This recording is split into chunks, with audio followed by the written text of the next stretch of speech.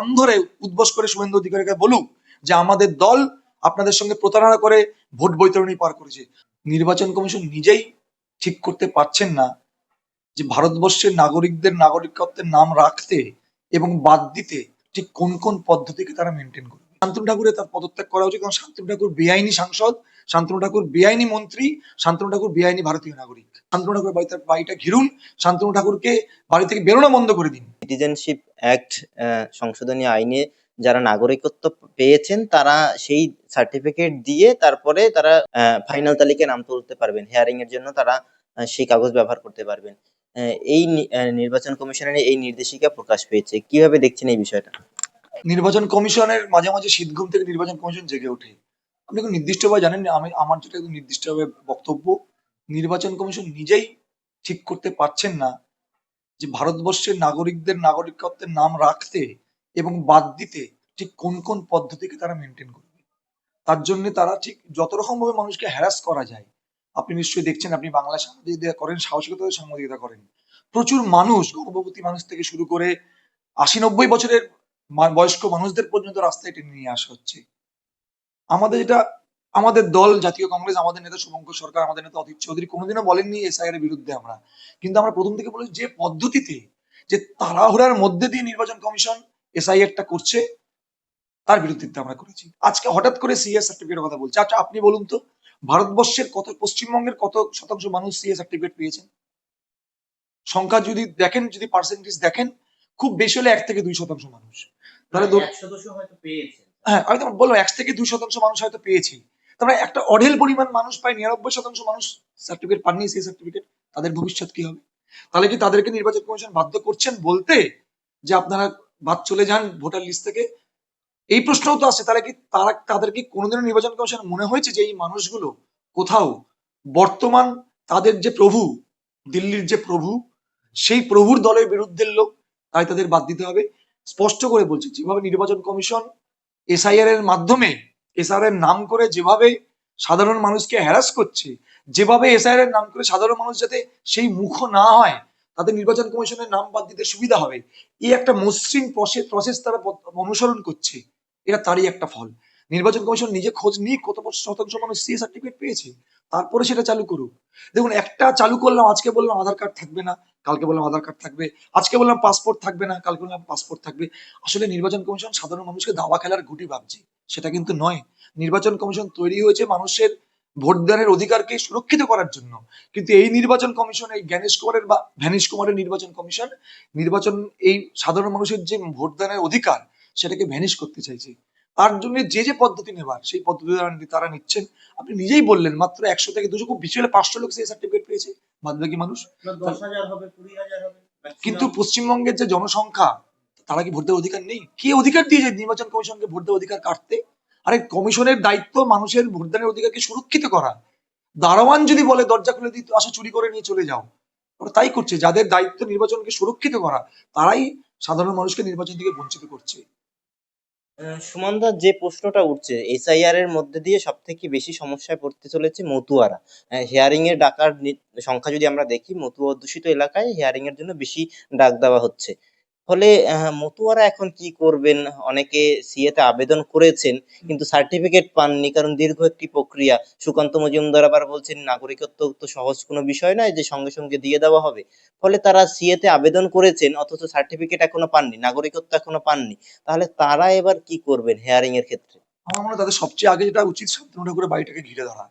এই শান্তনু ঠাকুর নাগরিকত্বের নাম করে ১০০ টাকা দিয়ে কার্ড বিক্রি করেছিল। আমি আগেও বলেছিলাম, শান্তনু ঠাকুর নতুন চিটফান্ড কোম্পানি চালু করেছিল, ভারতীয় নাগরিকত্ব চিটফান্ড কোম্পানি। মতুয়াদেরকে ভুল পথে, উনি তো বলেন উনি মতুয়া পরিবারের সদস্য, মতুয়াদের ঈশ্বর। তাই ভাবুন, যে যে শান্তনু ঠাকুরকে মতুয়ারা তাদের ঈশ্বর বলে মানেন, সেই ঈশ্বর সেই মতুয়াদের সঙ্গে কেমন প্রতারণা করছেন। এবং আমি সবচেয়ে আগে আপনার মাধ্যমে বলতে চাইছি, সবচেয়ে আগে শান্তনু ঠাকুরের তার পদত্যাগ করা উচিত, কারণ শান্তনু ঠাকুর বেআইনি সাংসদ, শান্তনু ঠাকুর বেআইনি মন্ত্রী, শান্তনু ঠাকুর বেআইনি ভারতীয় নাগরিক। কারণ যে মতুয়াদের নাগরিকত্ব দেবে বলে শান্তনু ঠাকুররা ভোটে জিতে এসছেন, যে মতুয়াদের নাগরিক, ভারতবর্ষের নাগরিকের দাবি নিয়ে শান্তনু ঠাকুররা নির্বাচনে দুহাত জোর করে মতুয়া ঘরে ঘুরে বেরিয়েছেন, আজকে মতুয়ারা বুঝতে পারছেন শান্তনু ঠাকুর কত বড় প্রতারক। আমি আবার বললাম শান্তনু ঠাকুর কত বড় প্রতারক সেটা মতুয়ারা বুঝতে পারছেন। আজকে মতুয়ারা তো কার্যত মতুয়ারা আছে অতল গভীরে, তাদের ভবিষ্যৎ কি তারা বুঝতে পারছেন না। আপনি বলছেন সুকান্ত মজুমদার ঠিকই নাগরিকত্ব পাওয়া কঠিন ব্যাপার। সুকান্ত মজুমদার মনে ছিল না এতদিন? তারা যখন দিনের পর দিন মতুয়াদের নিয়ে মিথ্যাচার করেছে, দিনের পর দিন মতুয়াদের নিয়ে মিথ্যে কথা বলেছেন, দিনের পর দিন এই নাগরিকত্বের এই ওই আমসত্ব দেখিয়ে ভোটের ঝুলি পার করেছেন, তখন সুকান্ত মজুমদার শান্তনু ঠাকুরদের মনে ছিল না যে নাগরিকত্ব দেওয়া কঠিন? তখন মনে ছিল না যে আমরা এসআইআর এর মাধ্যমে মতুয়াদের নাগরিকত্ব কেড়ে নেব? আসলে আমি আবার বললাম, বিজেপি এবং শান্তনু ঠাকুর যিনি মতুয়াদের দেবতা বলে নিজেকে দাবি করেন, আমি বলবো শান্তনু ঠাকুর মতুয়াদের দেবতা নন, শান্তনু ঠাকুর হচ্ছে প্রতারক। প্রতারক বলেই শান্তনু ঠাকুর 100 টাকার কার্ড বিক্রি করে কোটি কোটি টাকা লুট করে মতুয়াদের আজকে এই বিপদে নামিয়ে দিয়েছেন। কেন ভারতবর্ষের নাগরিক মতুয়ারা হবেন না বলতো? ভারতবর্ষে তারা ভোট দেন, তারা ভারতবর্ষে ভোটার, তাদের ভোটেও শান্তনু ঠাকুর নির্বাচিত। আমি যেখানকার বাসিন্দা, আমার বিধায়ক, আমার সাংসদও শান্তনু ঠাকুর। তা আমি তো ভোট দিয়েছি, আমার সঙ্গে আমার পাশের বাড়ির মতুয়া ভাইটাও ভোট দিয়েছে। আজকে আমি দেখছি সেই ভাই তো আজকে মানে রীতিমতো তারা কান্নাকাটি করছেন যে আমরা ভারতবর্ষের নাগরিক নই। আর এই আমরা যে ভারতবর্ষের নাগরিক নই, তাদের যে চোখের জল, এই চোখের জলের দায়, এই চোখের জলের দায় কি শান্তনু ঠাকুর নেবেন না? এই যে পাপ কাজ করলেন শান্তনু ঠাকুর, যে প্রতারণা করলেন, পাপ কাজ করলেন, তিনি তো হরিচাঁদ গুরুচাঁদ ঠাকুরের বংশধর। যে হরিচাঁদ গুরুচাঁদ ঠাকুর নমস্য, যে হরিচাঁদ গুরুচাঁদ ঠাকুরের ভারতীয় নাগরিকত্বের উদ্বাস্তুদের নাগরিক অধিকার থেকে শুরু করে সমস্ত বিষয় তাদের একটা বিরাট বড় অবদান। সেই বংশের একজন সাংসদ, সেই বংশের একজন পুত্র এবার প্রতারণা করলেন। আমি তো বলবো নাগরিকত্বের অবশ্যই তার নাগরিকত্ব যাতে বঞ্চিত না হয় সেই ব্যবস্থা অবশ্যই করা হবে, আমার দলে করছে। কিন্তু আমি সবচেয়ে আগে বলবো মতুয়া ভাই বোনদের বলবো, আপনারা সব বাধা ভুলে যান, সব দল ভুলে যান, আগে শান্তনু ঠাকুরের বাড়িটা ঘেরাও করুন। শান্তনু ঠাকুরকে জিজ্ঞাসা করুন কেন প্রতারণা শান্তনু ঠাকুর করলেন, কেন নির্বাচনের সময় নির্বাচনের মিথ্যা প্রতিশ্রুতি দিয়ে মতুয়াদের বিপদে ফেলেন। আগে শান্তনু ঠাকুরের বাড়িটা ঘিরুন, শান্তনু ঠাকুরকে বাড়ি থেকে বেরোনো বন্ধ করে দিন, তারপরে আপনার রাস্তায় নামুন, আন্দোলনে নামুন। জাতীয় কংগ্রেস আপনাদের পাশে আছে, শুভঙ্কর সরকার পাশে আছে, রাহুল গান্ধী পাশে আছে, অধীর চৌধুরী পাশে আছে, এবং আমি মনে করি আমার আপনার মতো যারা শুভবুদ্ধি সম্পন্ন মানুষ তারাও পাশে আছে। কিন্তু আগে শান্তনু ঠাকুরের মতো প্রতারকদের মতো চিনে নিন যে তাদের আসল মুখোশের আড়ালে যে প্রতারণার মুখ সেটা কার, এটা তার নাম হচ্ছে শান্তনু ঠাকুর। সুমনদা, আমরা দেখলাম যে শুভেন্দু অধিকারী থেকে শ্রমিক ভট্টাচার্য, দিলীপ ঘোষ মতুয়া এলাকায় গিয়ে একের পর এক সভা করছেন। আপনার কি মনে হয় যে মতুয়ারা 2019, 2021, এমনকি 2024 সালেও কার্যত বিজেপির দিকে সমর্থনের হাত বাড়িয়ে দিয়েছিল, তারা এবার ঘুরে যাচ্ছে, সেটা বুঝেই শুভেন্দু অধিকারী, শ্রমিক ভট্টাচার্য, দিলীপ ঘোষরা মতুয়াগড়ে বারবার সভা করছেন? দেখুন, মতুয়ারা এখন মনে মনে বলছে এটা বিজেপি নয়, ওটা ভারতীয় জঞ্জাল পার্টি। তাই জঞ্জাল পার্টি জঞ্জালের মতো করে মিথ্যা কথা বলে গেছেন। আজকে অবশ্যই তারা বুঝতে পাচ্ছেন যে তারা মতুয়াদের সঙ্গে যে প্রতারণা করেছেন, সেই প্রতারণা মতুয়ারা ধরে ফেলেছে। তাই মতুয়ারা এখন অন্যরকম ভাবনা চিন্তা করছে। তারা বলছে আমরা বিজেপিকেও চাইছি না, আমরা তৃণমূলকেও চাইছি না, আমরা নতুন বিকল্প চাইছি। সেই নতুন বিকল্পের দিকে মতুয়ারা আসছে বলেই আজকে শুভেন্দু অধিকারীদের ওখানে গিয়ে সভা করতে হচ্ছে। আমি বলবো শুধু সভা করলে হবে না, সুকান্ত মজুমদার, দিলীপ ঘোষ, শুভেন্দু অধিকারীর কান ধরে ওখানে ক্ষমা চাইতে হবে যে হ্যাঁ, আমরা আপনাদের সঙ্গে প্রতারণা করেছি, আমরা প্রতারক। তাই প্রতারকরা এসছি আবার নতুন ভাবে আপনাদের কাছে কান ধরে উদ্বোস করে শুভেন্দু অধিকারীকে বলুক যে আমাদের দল আপনাদের সঙ্গে প্রতারণা করে ভোট বৈতরণী পার করেছে। শুধু মিষ্টি কথায় হবে না, কারণ শুভেন্দু অধিকারীদের, আমি বললাম শান্তনু ঠাকুর, আমি শান্তনু ঠাকুর নয়, শুভেন্দু অধিকারী গেলেও তাদেরকেও ঘিরে ধরে মতুয়ারা বলুক যে আপনারা কেন প্রতারণা করলেন, কৈফিয়ত চান। আর শুভেন্দু বাবুদের বলবো আপনারা কান ধরে উদ্বোস করুন, উদ্বোস করে বলুন আপনাদের সঙ্গে প্রতারণা করে আমরা ভুল করেছি, আমরা পাপী। আমরা পাপী বলে হরিচাঁদ গুরুচাঁদ ঠাকুরের যারা শিষ্য, যারা হরিচাঁদ গুরুচাঁদ ঠাকুরদের আদর্শে বিশ্বাসী, সেই সমস্ত ভক্তদের সঙ্গে আমরা প্রতারণা করেছি, আমরা আসল প্রতারক। আমরা যেমন পশ্চিমবঙ্গে হিন্দুদেরকে, সনাতনীদের সঙ্গে প্রতারণা করছি, ঠিক একইভাবে মতুয়াদের সঙ্গে প্রতারণা করেছি। এই কথাটা শুভেন্দু অধিকারী আর মতুয়া ঘরে গিয়ে শুভেন্দু বাবু, দিলীপ বাবু, সুকান্ত বাবু এবং শান্তনু ঠাকুরা কান ধরে বলুক, তাহলে বুঝবো তারা সত্যি মতুয়া দরদি। আপনি বলছেন তাদেরকে কান ধরে ক্ষমা চাইতে হবে, অথচ তারা সগর্বে বলছেন যে তারা মতুয়াদের পাশেই রয়েছে, মতুয়াদের কোনো সমস্যা নেই এবং হতেও দেবেন না, বিজেপি থাকতে মতুয়াদের কোনো চিন্তা নেই। বিজেপি থাকতেই তো মতুয়ারা বুঝতে পারলেন। এই সাইডটা তো নির্বাচন কমিশন করছেন, কেন্দ্রে তো বিজেপির সরকার।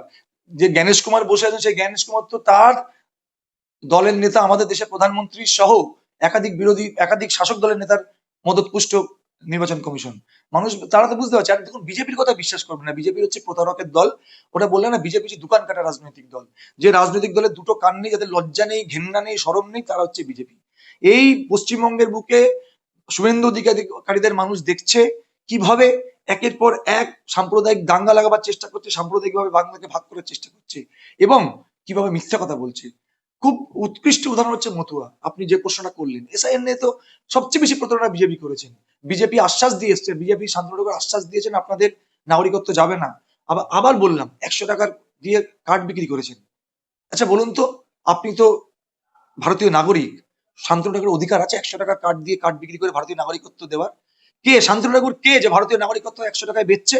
না, 100 টাকার বিনিময়ে দাদা নাগরিকত্ব বিক্রি করেনি তো, 100 টাকার বিনিময়ে হিন্দুত্বের সার্টিফিকেট দিয়েছে, মতুয়া মহাসংঘের সদস্য পদের সার্টিফিকেট দিয়েছে। কে হিন্দুত্ব সার্টিফিকেট দেওয়া শান্তনু ঠাকুর কে? শান্তনু ঠাকুর কি হিন্দুত্বের ঠিকাদারি? কে দিয়েছে শান্তনু ঠাকুর হিন্দুত্বের ঠিকাদারি? হিন্দুত্বের ঠিকাদারি শান্তনু ঠাকুর, শুভেন্দু অধিকারী, নরেন্দ্র মোদী, জেপি নাড্ডা কেউ নয়। এরা হিন্দুত্বের ব্যবসায়ী। ওই বললেন না 100 টাকা দিয়ে ব্যবসাটাই করেছেন। আমি বলছিলাম না এরা ব্যবসায়ী? এই আপনার কথা দিয়ে প্রমাণ হয়ে গেল হিন্দুত্বকে নিয়ে ব্যবসা করেছেন শান্তনু ঠাকুর। তাই 100 টাকায় টাকার বিনিময়ে হিন্দুত্বের সার্টিফিকেট বিক্রি করেছেন।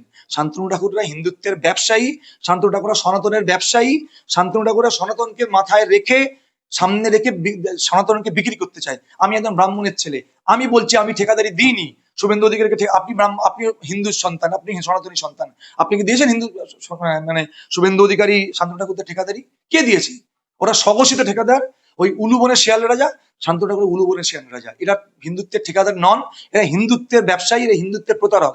এরা যত বেশি লাফাবে তত বেশি হিন্দু খাতরে মে পড়বে। প্রধানমন্ত্রী বলেন না হিন্দু খাতরে মে হ্যাঁ, আমি তাদের বলছি, তাদের জন্য সবচেয়ে বেশি হিন্দুরা সনাতনীরা খাতরে মে। তাদের জন্য গোটা বিশ্বের কাছে হিন্দুদেরকে বিপদে পড়তে হচ্ছে। এই হিন্দুত্বের যারা ঠিকাদার, স্বঘোষিত ঠিকাদার, হিন্দুত্বে যারা লেবেল মার্কা ঠিকাদার, যারা হিন্দুত্বের প্রতারক, তারা যতদিন ক্ষমতাচ্যুত না হবে হিন্দুরা সুরক্ষিত থাকবে না। আর ব্যবসার কথা আমি আবার বললাম, আমি যে কথা বলছিলাম সেটা প্রমাণ করে দিলাম আপনার কথাতে। আপনি বললেন হিন্দুত্বের সার্টিফিকেট বেচেছেন শুভেন্দু শান্তনু ঠাকুর। স্পষ্ট হয়ে গেল হিন্দুত্বকে বিক্রি করেছেন 100 টাকার বিনিময়ে। হিন্দুত্বের দাম 100 টাকা নয়, হিন্দুত্ব সনাতনের দাম 100 টাকা নয়। সেটা এই মূর্খ সনাতনীরা বোঝে না, যারা শুধুমাত্র সনাতনকে সামনে রেখে, যারা হয়তো বেদ পড়েননি, উপনিষদ পড়েননি, গীতা পড়েননি, তারা শুধু ওই ব্রিগেডের মঞ্চে গীতা পাঠ করিয়ে ভাবেন বড় সনাতনী হয়েছে। সনাতন ধর্ম করা এত সহজ ব্যাপার নয়। এই মূর্খরা, এই মূর্খ শুভেন্দু অধিকারী, মূর্খ আপনার শান্তনু ঠাকুর, মূর্খ দিলীপ ঘোষেরা যেদিনকে বুঝবেন প্রকৃত সনাতনী কারা, আমরা বলছি এরা লজ্জা পাবে, লজ্জায় মুখ লুকবে। কারণ এরা সনাতন নন, এরা সনাতনের ব্যবসায়ী, বেওসাদার, বেওসাদার। এরা সব সনাতনের বেওসাদার। বেওসাদাররা যতদিন সনাতনী এই এই ভারতবর্ষের এবং বাংলার পুণ্যভূমিতে থাকবে, ততদিন হিন্দুত্বের অবমাননা করবেন এই সমস্ত বেওসাদাররা। এদেরকে আগে ক্ষমতাচ্যুত করতে হবে।